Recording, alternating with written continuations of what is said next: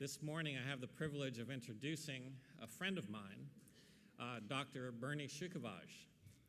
For those of you who don't know Dr. Bernie as he's known,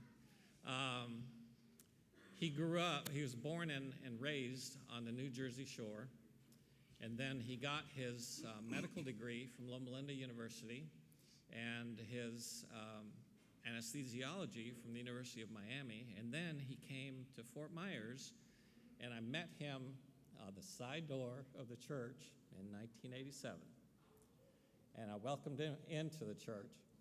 And one of the things that I've heard him say that really touches my heart is, "I'm married the love of my life, Caroline." He has 4 children, 2 cats, 2 dogs, and his hobbies, he loves to study things, nature, science, world and American history, but his greatest study is deep theological themes and concepts. Help me welcome Bernie, Dr. Bernie.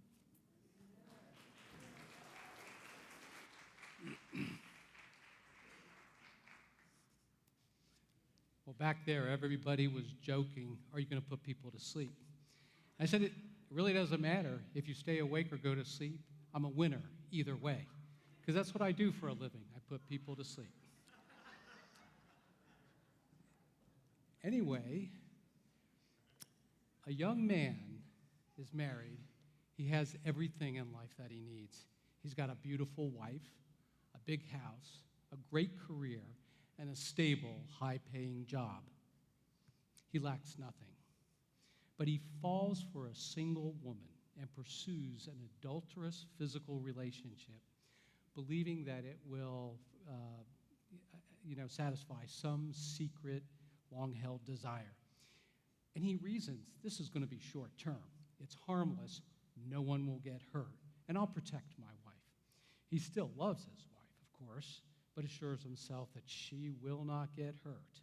He feels so confident in his intellectual savvy that nothing can go wrong or will go wrong, but he is wrong, and he's almost dead wrong. The woman he engages on this adulterous relationship is attractive. She dresses fashionably and has one of those magnetic and effervescent personalities. He's drawn to her like a magnet. What he doesn't know is that she is a psychopath. She's very mentally disturbed. After a short period of time into the relationship, he attempts to break it off, but much to her dismay, she is stunned, shocked, and hurt. But most of all, she is livid, psychopathologically livid. This was not short-term for her. It was for keeps. She feels like she had him hooked, but he was slowly slipping away. Seeing the inevitable and irrevocable rejection and recognizing that there was no hope for reconciliation, she turns on him with a ferocity and vengeance that not only endangers his life, but his wife's life as well. Fortunately, there are no children in the family. Based on the true story of Carolyn Warmis and heralded as one of Hollywood's great horror stories, it melodramatically outlines a nightmarish story for this man and his wife, one that you cannot even begin to imagine. But the fact is, this story parallels a sad fact about this world. We live in a world dominated by sin. Wonder why that went all the way. Dominated by sin, the consequences of which have wreaked havoc upon the human race and upon humanity. Calamities and tragedies have been cataloged in historical writings from the beginning of time and are a witness to the condition of the human race. If you compiled all the statistics from the very time from Adam and Eve, countless wars, world hunger, poverty, genocide, you would actually think that this world is a nightmare that not even Hollywood could conjure up, and beyond which angels and unfallen worlds could have never imagined. Yet here we are in one of the universe's worst horror stories of all. Well, it is true that there is much beauty in this world, despite the chilling effects of sin. Well, there is, some tragic things that happen, but if you look around, we can see a lot of beauty, particularly in the lives of people that we know who live according to God's principle. Things such as kindness, patience, long-suffering, and love exist in humanity today, and that is a good thing because God's love still abounds in this world. But the fact of the matter is that sin remains a dominant force in this little outpost of the universe. We are an outpost. We are an outlier in God's magnificent and great universe. But we're a sick planet. I could give you a whole list of all the tragedies that have occurred. I'm just going to read them to you, but I'm not going to go into details. But the China Civil War, 10 million people were killed. Pol Pot's regime in Cambodia, Genghis Khan killed 40 million people. The Black Death killed a quarter of the population of Europe. The transatlantic trade slave, the Civil War, 620,000 died. That was not long ago. The Holocaust. Japanese Unit 731, where they did human experimentation on the Chinese. The Japanese did this. The Armenian Massacre, Stalin's Purge, Rwandan genocide in 1994. Today, there are horrendous conditions of extreme suffering, poverty, untreated disease, and starvation that exist in other parts of the world. Every day, 16,000 children die from malnutrition-related diseases. That turns out to be 1 every 5 seconds. So by the end of this sermon, 360 children will have died. That is truly amazing. But to a large degree, we in this church and within our society are relatively insulated.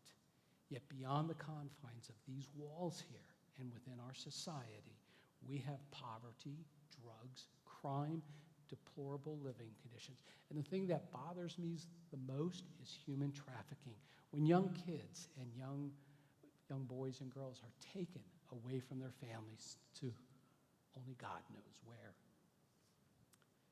Very little good news comes from the media. Fake news, bad news, whatever you want to call it. In reality, they never talk about the good news of God's dream for humanity. The good news that God did not leave this little world behind in the midst of all the bad news that has been brought to this planet. The good news is that God planned for this encounter with sin long before the foundations of this world were even created. Oswald Chambers, did you ever hear of him? Yeah. He was a Scottish-British evangelist known for his devotional, what is it? Great book. But his quote here is, "The cross did not happen to Jesus. He came on purpose for it. He is the lamb slain from the foundation of the world." The lamb slain from the foundation of the world is entirely biblical. That's a quote from the Bible. God foresaw the rise of iniquity long before it occurred. We know from Revelation that sin first arose in the most holy place, in the very presence of God. Sin began before we were created. And it turned out that this little world was created as a backup plan for dealing with sin and the rebellion of the devil. If you read Ephesians 1:4, he tells us, or Paul tells us, he chose us in him before the foundation of the world. just like the Lamb would be slain from the foundation of the world. By so doing, we must have an important role to play in this debacle with sin. In Psalms 97:2, one of the most sublime descriptions, of God's glory states that in his very presence, clouds and darkness are round about him. What could that possibly mean, clouds and darkness? You know, if God is all light, how could clouds and darkness exist? Well, it is known that when God would reveal his glory, he would shroud himself in clouds and darkness to protect those who could not view God in all his glory. It was kind of like a protective mechanism to hide God's all-consuming glory. If God were to appear to us in all his glory, we would all perish, because sin cannot exist in God's presence. His incredible power and blazing glory is well beyond our comprehension. But the Seventh-day Adventist commentary, as I was researching this, added an interesting thought. The clouds and darkness represented the unfathomable mysteries of God, and I could concur with that. There are some things that we will never understand about God. But a third thing, to me, these clouds and darkness, in the light of the Bible studies, and I'm not purporting this as gospel truth, but to me they depict that God was aware of a storm of iniquity on the horizon.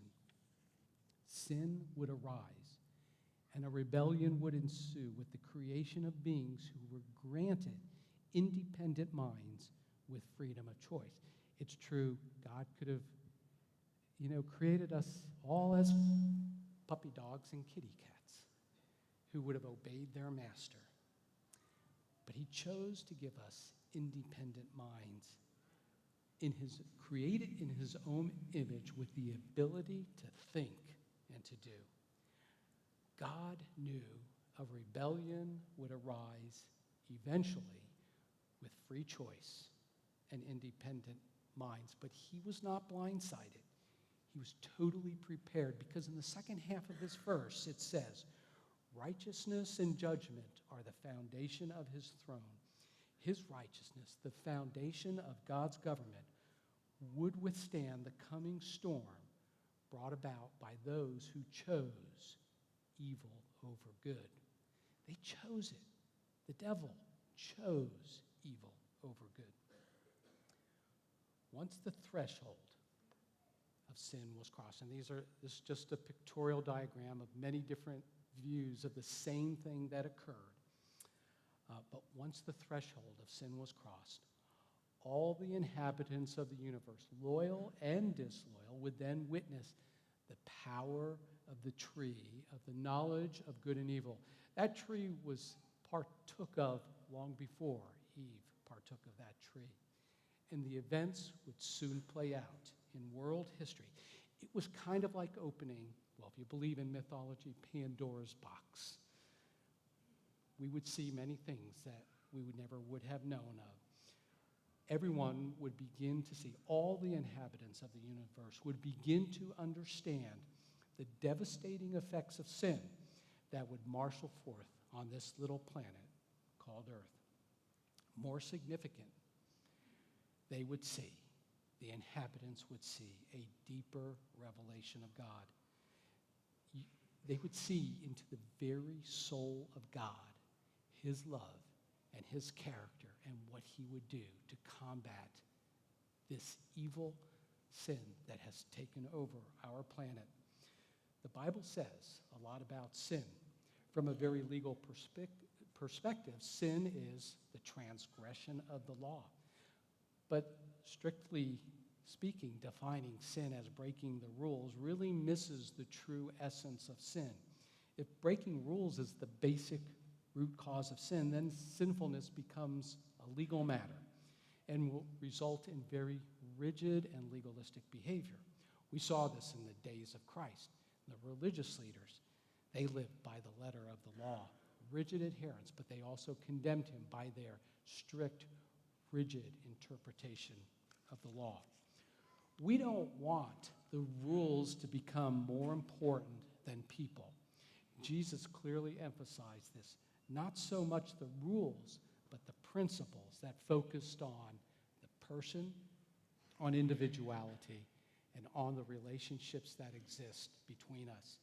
As a Christian, would you rather be right or would you rather be relational? So often, we want to be doctrinally right about the Sabbath, about the state of the dead. But Jesus taught it's more important to be personal and relational. For example, Mary Magdalene, he could have pointed out all her sins by going through the rules and, you're not supposed to do this and that. But he forgave her. And he said to her, go and sin no more. He just wanted her to trust him. And you know what she gave him? Her free will forever. This is not to say that rules or doctrines are not important. The Ten Commandments define the minimum requirements we need to have in our relationship with God and with people around us. The commandments lay down a rule of law, a foundation of expected behavior that mirrors the principle of love. These are the minimum requirements. How far you can go beyond them, Jesus showed us. But those are the basic minimum requirements if we're going to treat people with dignity and respect and live by the principle of love. And these rules help us to stay on the track to heaven, on the narrow path of life. They act as guardrails on a narrow highway or as rails on a train track. A train on sand, no matter how powerful the engine, goes nowhere. But when on the track, that train can experience its full potential for freedom. So guess what? Stay on the track if you want your freedom.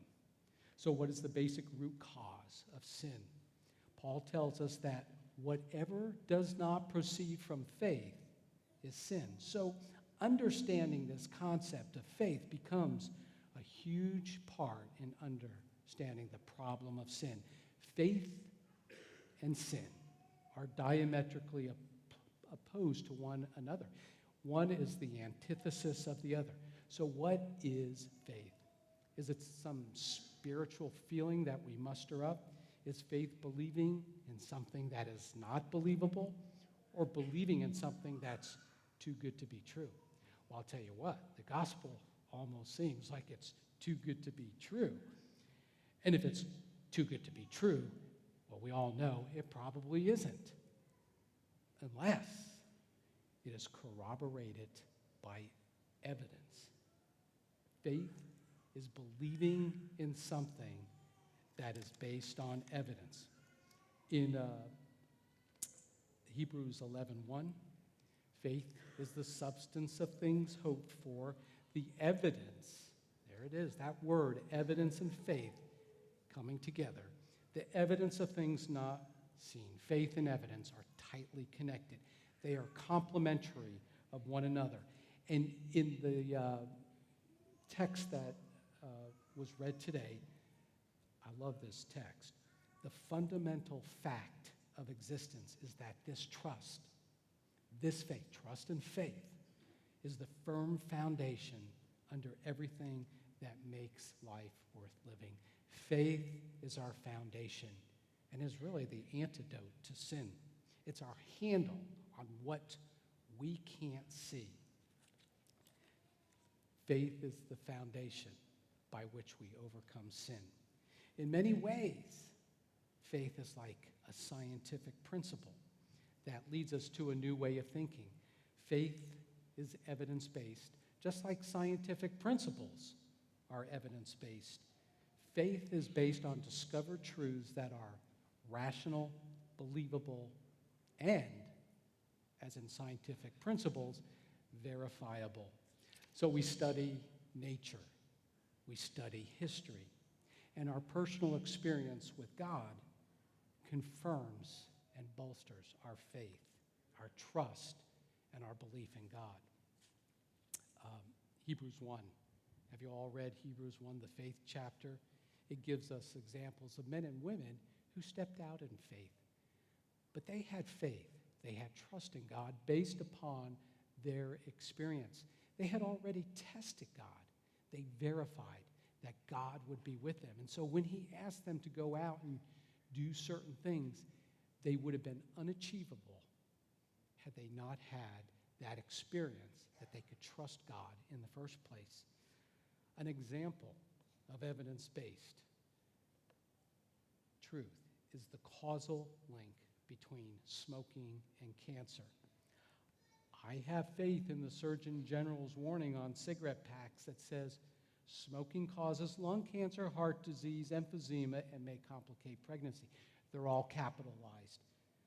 It used to say, because of the incredible lobbying efforts of the tobacco industry, smoking is hazardous to your health.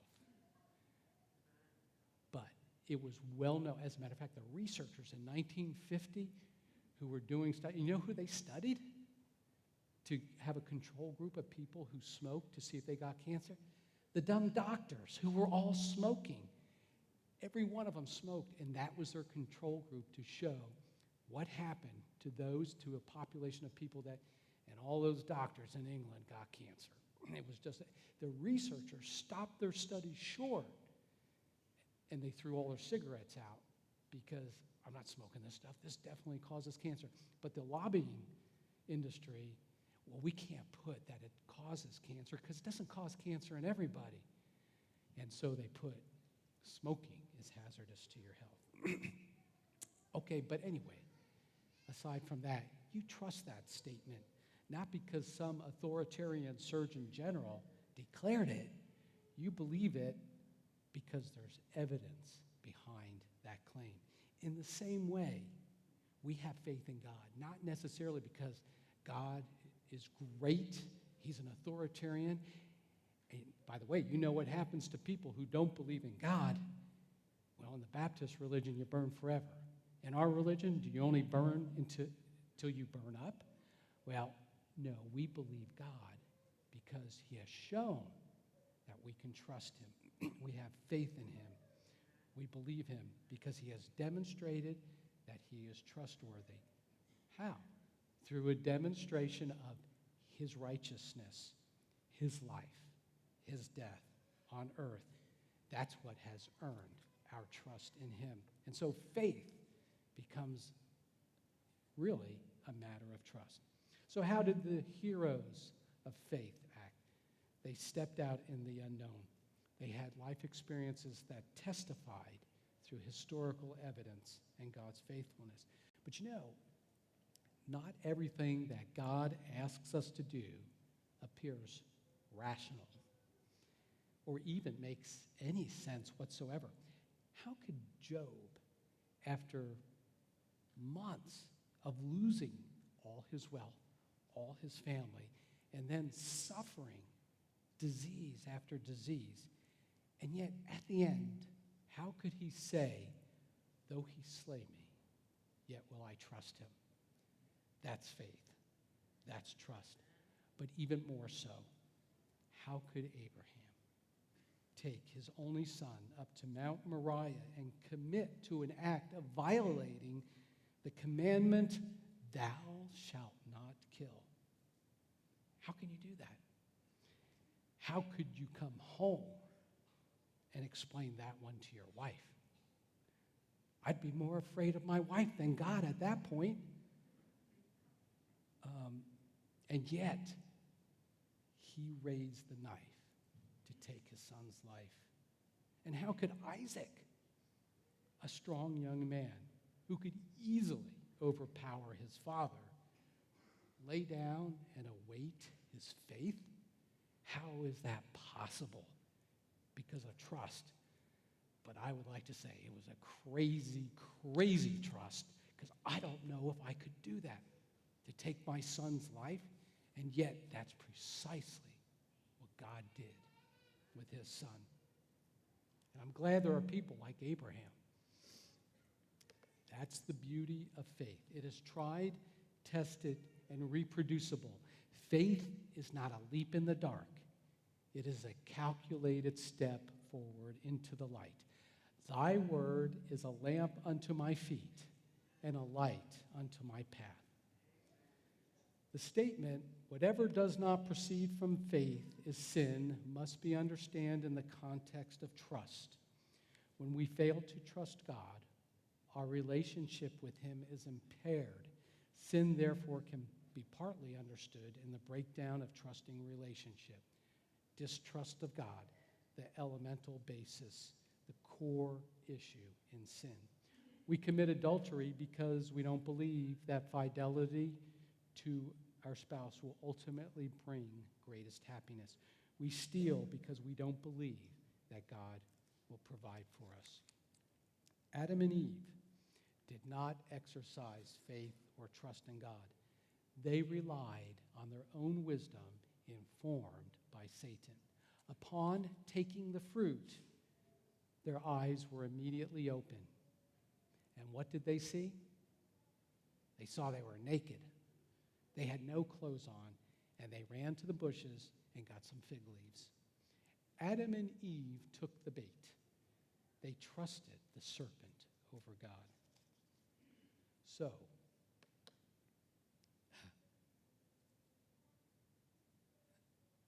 if you've ever been fishing, it's exhilarating.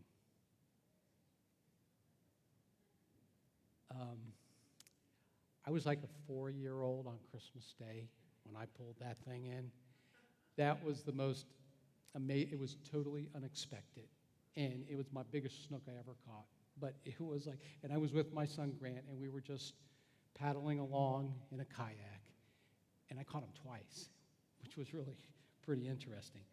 But the fact of the matter is that fishing is really, the essence of fishing is deception.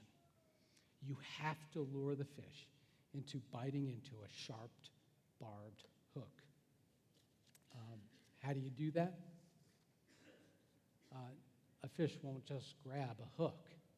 So the fisherman must deceive the fish into taking the hook. This is accomplished by baiting the hook. Bait is appealing and alluring to the fish. It is used to conceal that specially designed hook.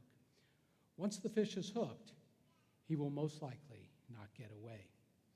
In modern-day fishing, we have all these high-tech lures with an almost irresistible quality, artwork at its finest, and the technological advances where they have USB ports, lights, and vibration all add to making it look real so that the fish will be baited and lured into taking that hook. In a similar fashion, the devil baits the hook of sin with something desirable for us, packaged according to our preferences. Sin is packaged. Everybody has different, desires and feelings. And the devil knows those. So what may attract one person to a sinful behavior may not attract another one. And when we take the bait and we get hooked, the devil does not catch and release. He fillets and releases. The alluring superficial beauty of sin is just a baited hook. And it is the fatal attraction that we must all face. We must choose between it and righteousness. But sin is flexible, righteousness is not. Sin comes in a variety of packages that can appeal to all humans. And the devil can take anything that is good to get us to distrust God and partake in sin. Like, look at this beautiful car. I know I could own it without sinning. But if I parked in the parking lot and you pulled up and you opened your door aggressively, I don't know what I would do. I might, at that point, go to the dark side. I don't know. But that would not be a good thing. We can't let things like this take over our lives where they become more important than God. And I suppose that if I did own something like this, it might be a higher priority than God? I would hope not. Owning it isn't a sin, but how we relate to it over God is what changes our relationship with God.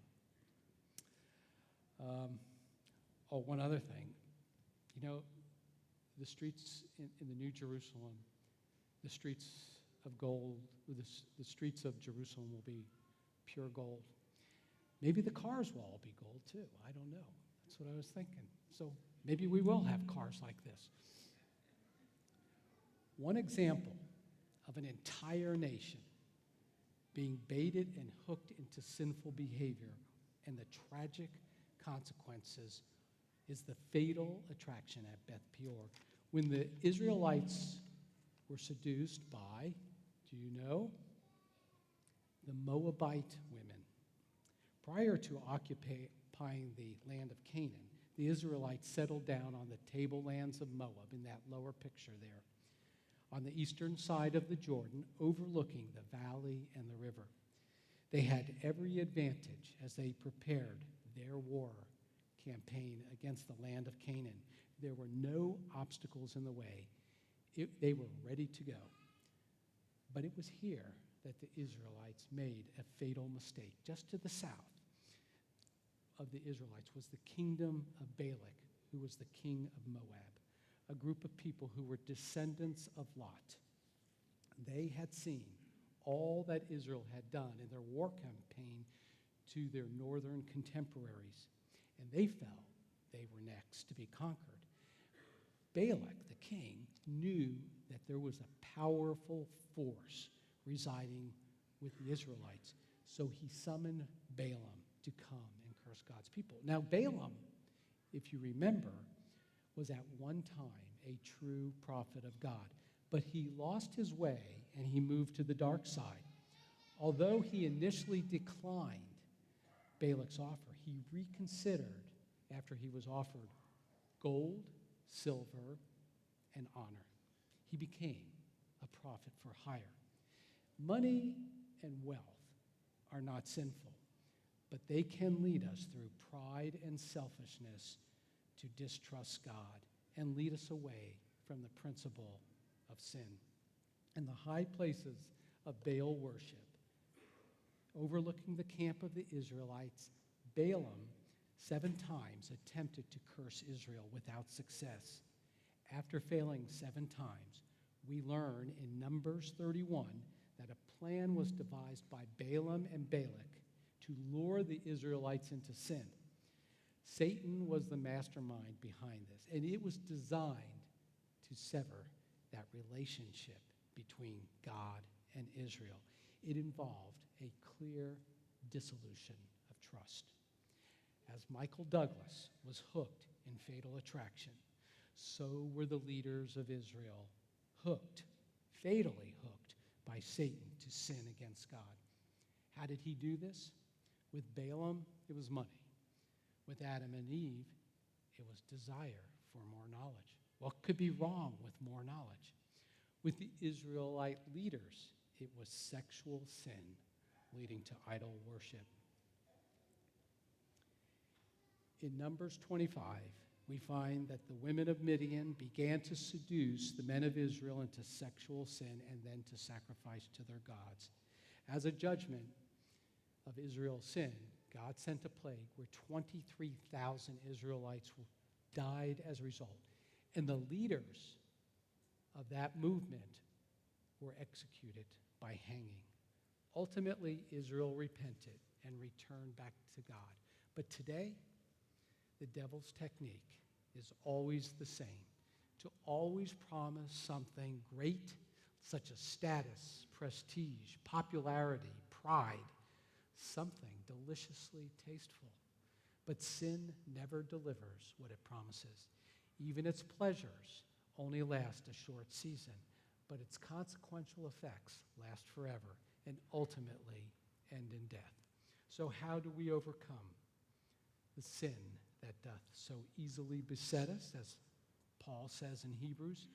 In Romans 3, it says that God demonstrated his trustworthiness by dying for us, the shedding of his blood to be received and made effective in ourselves by faith, by trust.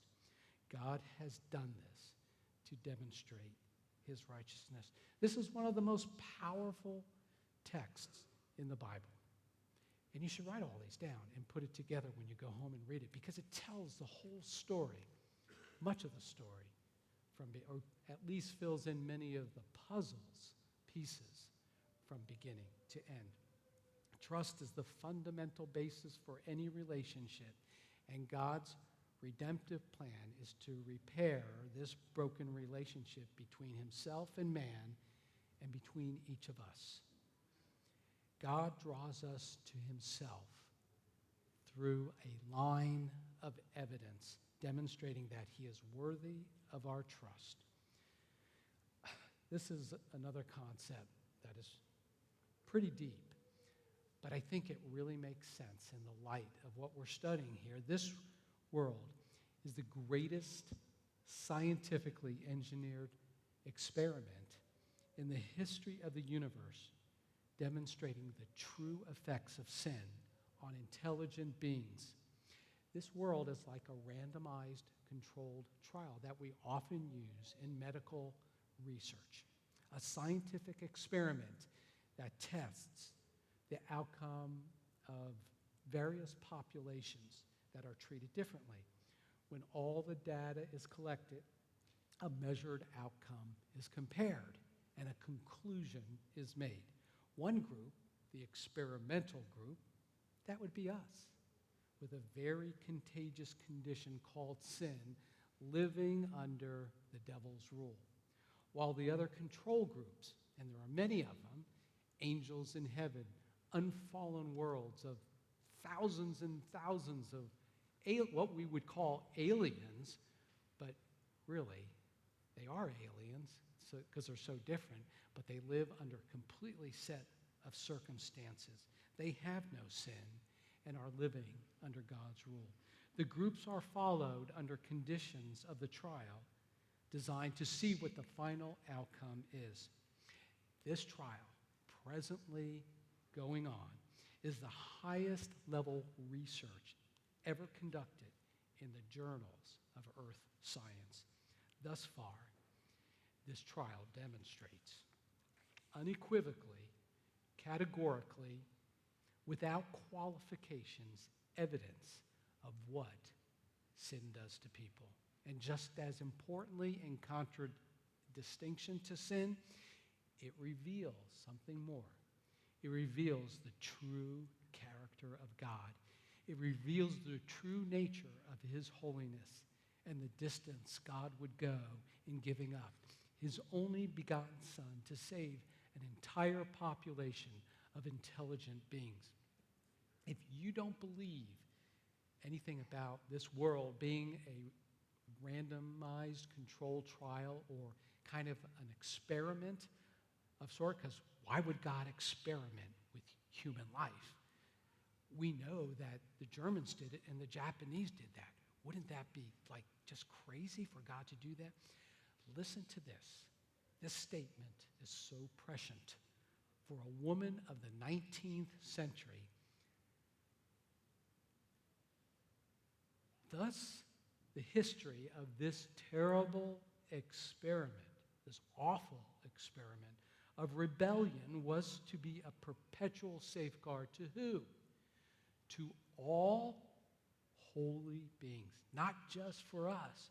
This is for the entire universe to see, to prevent them. The rebellion could have spread. God had to confine it. He quarantined us and sin on this earth to prevent them from being deceived as to the nature of transgression, to save them from committing sin and suffering its penalty. The world of sin, this world, was to demonstrate to the universe, to angels, and to unfallen beings the effects of sin and the final result. It was designed to halt the rebellion of Satan and the spread of sin to distant worlds. Every question of truth and error, every question. We're not done yet, because maybe every question hasn't been answered. But in the end, every question of truth and error in the long-standing controversy has now been made plain. The results of rebellion have been laid open to all created intelligences. The working out of Satan's rule, our experimental group, with the government of God, the controlled group, has been presented to the whole universe. When we go to these scientific studies, after the study is performed and concluded, it's presented to the body of researchers and physicians. And then it is discussed. What is the final outcome mean, and how will it change our practice? Satan's own works have condemned him. God's wisdom, his justice, and his goodness stand fully vindicated. Satan's rebellion is allowed to play out to full maturity on this earth so that all would witness the true nature of his rebellion. I love Nahum 1:9. It is not only a promise of an unconditional prophecy regarding the future of sin,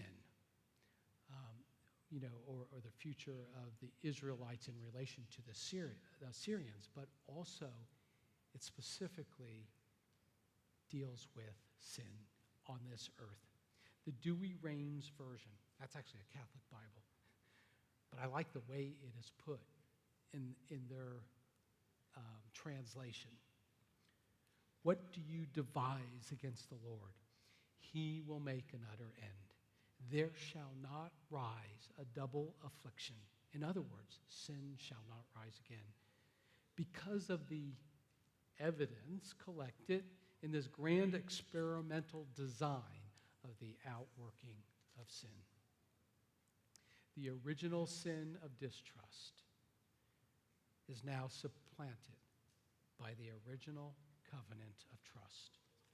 When the relationship is restored, God can then work in your life.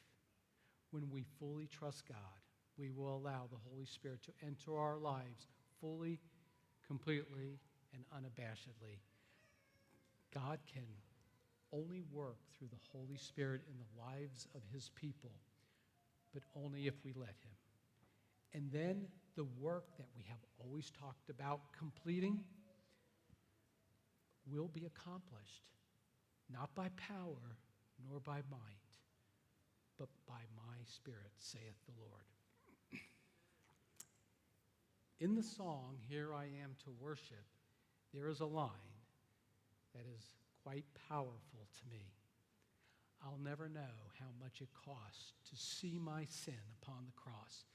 This image shows God, and to me, when you think of God in all his glory, coming with the angels and the bright lights and everything, but to me, this image shows God in all his glory. God's plan from the very beginning, even before we were created, even before the angels were created, was to annihilate sin by restoring broken trust, and specifically for us to restore that broken trust between us and God. This image should grip your soul and change your life forever. My concluding remark is a question to you. Would you trust this person who died for you? And as Jesus said to Mary Magdalene, he says to all of us, go and sin no more.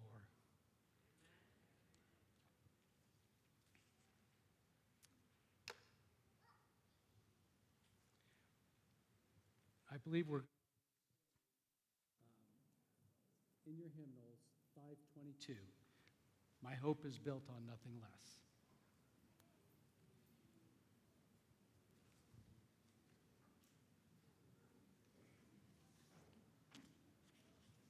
Let's all stand. Let's sing this hymn.